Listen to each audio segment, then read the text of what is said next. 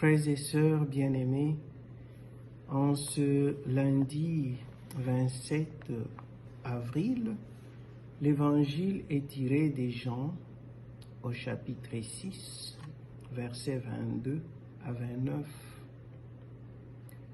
Il s'agit donc de cette histoire de la foule qui suivent Jésus après avoir participé ou assisté au miracle de la multiplication des pains. Quand cette foule s'est rendue compte que Jésus n'était plus avec elle, vite, elle s'est mise à sa recherche.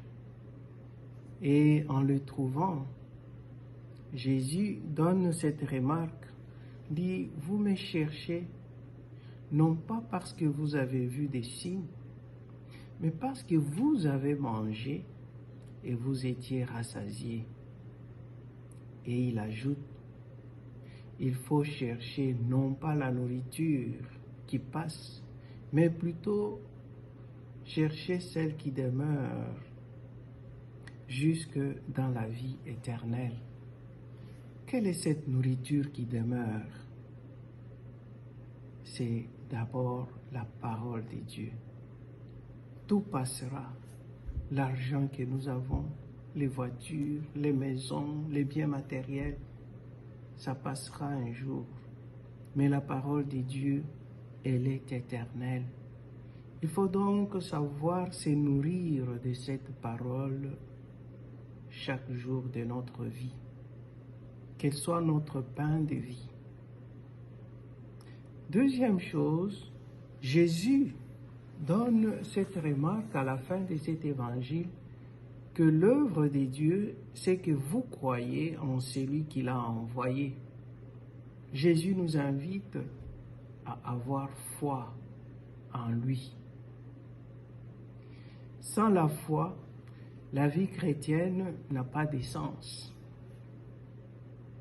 Il y a lieu, mes chers frères et sœurs, de nous poser la question de savoir quelle est la motivation qui me met à suivre Jésus. Pourquoi je vais à l'église?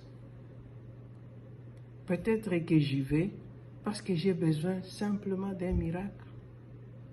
Je suis malade, les médecins ne peuvent plus me guérir. L'unique chose qui me reste, je veux faire recours à Jésus. Non. Il faudrait que nous puissions revoir nos motivations. Il faut aller à Jésus parce que on veut être nourri de ce qui n'est pas périssable.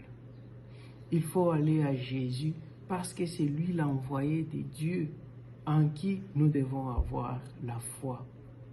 Aujourd'hui, ce que nous lui demandons de façon spéciale, c'est d'augmenter notre foi en lui et de nous donner la grâce au quotidien de nous nourrir de sa parole en la lisant, en la méditant, en la contemplant et surtout en la gardant dans notre vie pour refléter ce que nous avons médité et contemplé dans notre vie de chaque jour. Loué soit Jésus à jamais.